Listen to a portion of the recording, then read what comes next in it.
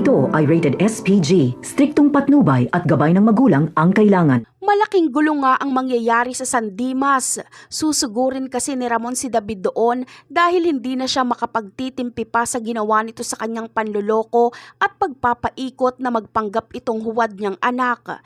Isa pa ay hindi naman tumupad si Marites sa pangako nitong ihaharap sa kanya si David, kaya siya na mismo ang pupunta ng San Dimas para tapusin ito. Hindi na nga inisip ni Ramon kung anong kahihinatnan ng mga mangyayari sa kanilang pagsugod sa San Dimas.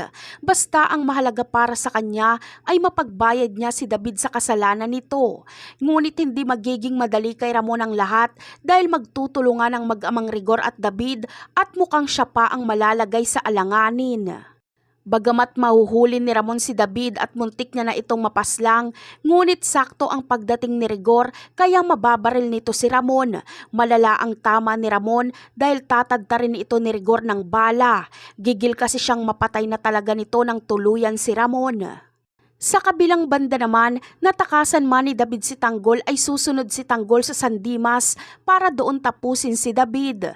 Ayon kay Tanggol ay pagsasabayin niya na daw umanong tapusin ang mag-amang David at Rigor dahil malaki pareho ang kasalanan nito sa kanya.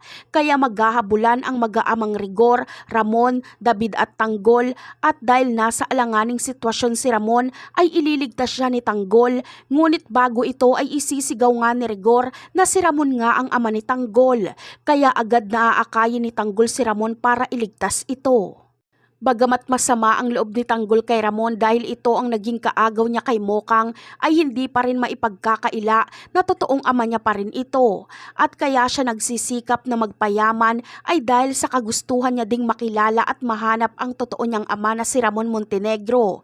Kaya ngayon ay hindi niya hayaang mapatay ito ni Rigor, bagkos ay ito na ang magiging katapusan ni Rigor at David. At yan ang ating aabangan sa susunod na episode. Bye!